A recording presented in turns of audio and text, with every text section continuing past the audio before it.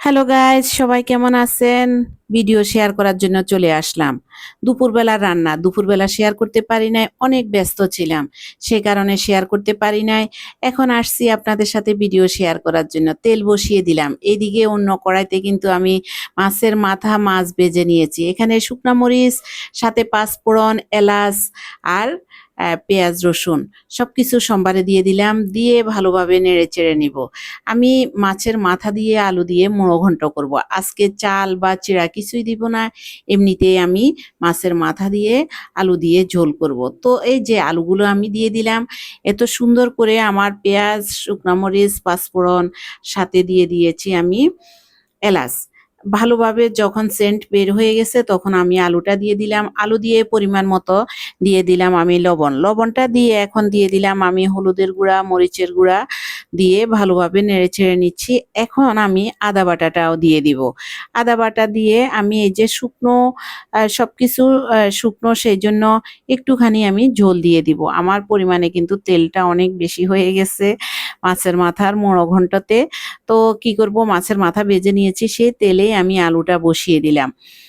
এখন আমি আদা বাটা, জিরা, ধনিয়ার গুঁড়া সবকিছু আমার সব মসলা দিয়ে কষানো হয়ে গেছে। আমি একটু ঝোল দিয়ে দিব। ঝোল দিয়ে মাছের মাথাটা একটু ভেঙে দিব। ভেঙে তারপর আরেকটু কষিয়ে নিব। তো কষিয়ে নেওয়ার পর দেখেন আমি পরিমাণ মতো কিন্তু ঝোলটা এবার দিয়ে দিলাম। দিয়ে আমি ঢেকে দিব, যেহেতু আলুটা অনেকটা শক্ত থাকে। সেই কারণে আমি আলুটা যাতে ভালোভাবে সিদ্ধ হয় সেই জন্য পরিমাণ মতো ঝোল দিয়ে আমি ঢেকে দিয়েছি। তো এখানে আমি আবার মাছের ঝোল করতেছি।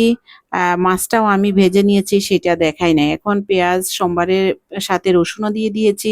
সম্বারে দিয়ে আমি পরিমাণ মতো লবণ, হলুদের গুঁড়া সবকিছু দিয়ে এই যে মরিচের গুঁড়াটাও দিয়ে দিলাম।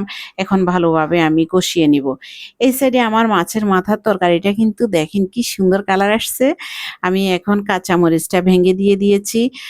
আসলে মাছের মাথা দিয়ে যখন মুড়ো ঘন্ট করি, ধনিয়া পাতাটা সাথে যায় না। আর সবচেয়ে বড় কথা হচ্ছে ধনিয়া পাতা আমার ঘরে নেই।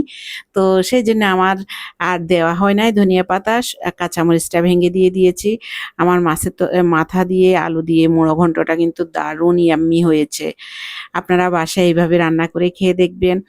তো এই যে আমার রান্না শেষ। আমি মাছের ঝোলটাও করে নিয়েছি। ভুনা, ঝোল না ভুনাটাও করে নিয়েছি। খুব সুন্দর হয়েছে। অনেক টেস্টি হয়েছে। সবসময় মাছ আসলে ভালো পড়ে না। কিছু, কিছু মাছে একটু গন্ধও থাকে। তো এবারের মাছগুলো আমার খুব ভালো হয়েছে। খেতেও টেস্টি। তো এই যে আমি এখানে ঝোলটা দিয়ে দিলাম, মাছ ভুনার ঝোলটা দিয়ে আমি এখন মাছগুলা ভেজে রেখেছি, সে মাছগুলোও আমি দিয়ে দিব। এই যে দিয়ে দিলাম, দিয়ে আমি মাছে পরিমাণ মতো ঝোলটা দিয়ে দিব। আসলে রান্না করতে গেলে একবার এইদিক ওইদিক, সকালবেলা রান্না করা অনেক কষ্ট হয়ে যায়। এদিকে বৃষ্টি, কতক্ষণ বৃষ্টি আসে, কতক্ষণ আবার বৃষ্টি থাকে না। এই আর কি সব মিলায় একদম দৌড়াদৌড়ি হয়ে যায়। তো আমার মাছের ঝোলটাও অনেকটা হয়ে আসছে। আমি কাঁচামরিচ দিয়ে দিয়েছি। দেখেন আমার মাছ ভুনার কালারটা সেই সুন্দর হয়েছে।